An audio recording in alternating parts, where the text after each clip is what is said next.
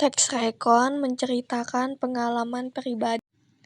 Assalamualaikum, hai, perkenalkan, nama saya Nabila Nirmala Putri dari kelas 9B. Saya biasanya dipanggil Nabila atau Bila. Saya akan menceritakan pengalaman saya waktu mengikuti Leadership Basic Training. Aku tidak pernah menyangka bahwa mengikuti Leadership Basic Training yang diadakan oleh pelajar Islam Indonesia akan menjadi pengalaman yang begitu berharga. Ketika pertama kali mendaftar, aku hanya merasa ingin mengisi waktu luang di liburan semester. Namun 1 minggu yang kuhabiskan di pelatihan ini ternyata menjadi salah satu titik balik dalam hidupku. Hari pertama dimulai dengan suasana formal. Dalam acara pembukaan, kami mengenal teman-teman baru dari berbagai daerah yang memiliki keunikan dan semangat masing-masing. Kami berkeliling area pelatihan untuk mengenal lingkungan, mulai dari tempat istirahat, ruang kelas, hingga fasilitas lainnya. Hari kedua, aku resmi bergabung dengan Lokal 3 yang diberi nama Ashabul Jannah. Di sini kami diajak untuk saling mengenal lebih dalam. Setiap anggota yang terdiri dari 24 orang harus menceritakan tentang diri mereka, pengalaman, dan harapan yang ingin dicapai selama pelatihan. Saat giliranku, aku cukup merasa gugup, tetapi sambutan hangat instruktur dan teman-teman membuatku lebih percaya diri. Dari sesi ini aku menyadari bahwa banyak orang-orang hebat yang ada di lokal ini dan setiap orangnya memiliki keunikan tersendiri yang bisa menjadi kekuatan untuk lokal kami. Hari ketiga adalah awal pembelajaran teori. Kami mulai menerima materi-materi penting tentang kepemimpinan, manajemen waktu, dan komunikasi efektif. Salah satu materi yang membekas adalah bagaimana seorang pemimpin harus bisa menginspirasi melalui tindakan, bukan hanya kata-kata. Sesi diskusi kelompok membuatku semakin memahami bahwa kepemimpinan adalah tentang melayani dan bekerja sama tim. Hari keempat dimulai dengan penuh semangat. Kami melakukan kegiatan outbound di luar ruangan yang dipenuhi tentang seru dan melatih kerjasama. Meskipun lelah, kami merasa puas dengan hasil kerjasama dan solidaritas yang terbangun di antara kami. Namun momen penuh kegembiraan itu berubah saat kami kembali ke lokal. Entah bagaimana suatu canda dan santai berlebihan membuat kami tanpa sadar bersikap tidak sopan terhadap instruktur. Awalnya kami tidak menyadari bahwa tindakan kami telah menyinggung perasaannya, tapi melihat raut wajahnya yang kecewa, kami baru menyadari kesalahan besar yang telah kami lakukan. Sore harinya kami semua sepakat untuk meminta maaf kepada instruktur.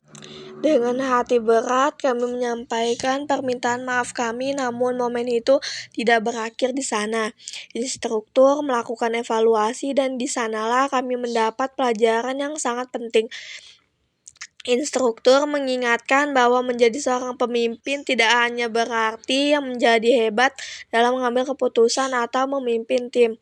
Kepemimpinan sejati juga melibatkan kepekaan terhadap perasaan orang lain, terutama anggota tim. Kami belajar bahwa setiap orang mungkin sedang menghadapi beban yang tidak terlihat. Ketika kami tidak saling peduli atau berempati, kami bisa tanpa sadar menyakiti mereka.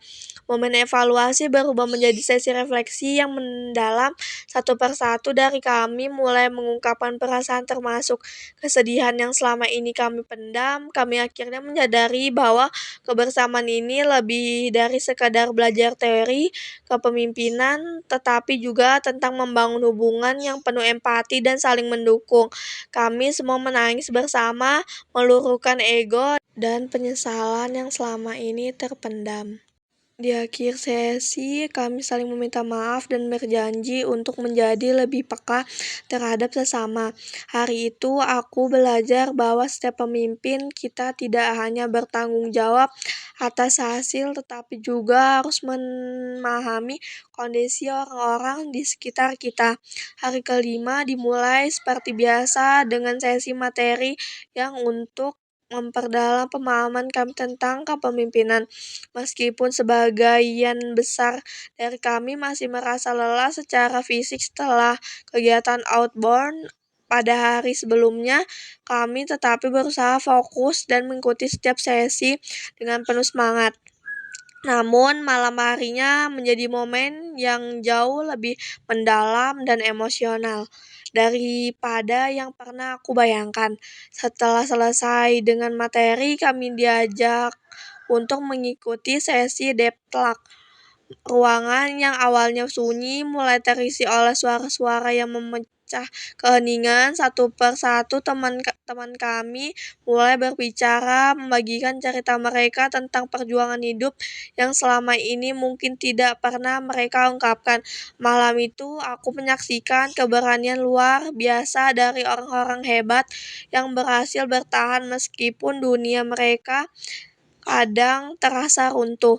Aku mendengar cerita-cerita yang begitu menyentuh hati dan di saat yang sama aku merasa lebih dekat dengan teman-teman di lokal 3 Ashabul Jannah.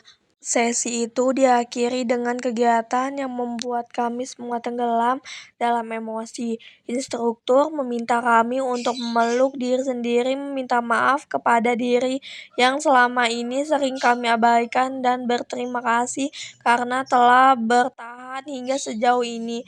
Aku tidak bisa menahan air mataku. Begitu pula dengan teman-teman yang lain. Dalam pelukan itu aku merasakan kehangatan dan kelegaan yang belum pernah kurasakan sebelumnya. Malam itu kami belajar bahwa perjalanan ini bukan hanya tentang menjadi pemimpin yang baik untuk orang lain, tetapi juga menjadi pemimpin bagi diri sendiri. Kami berjanji untuk tidak hanya saling mendukung, tetapi juga lebih menghargai dan mencintai diri sendiri.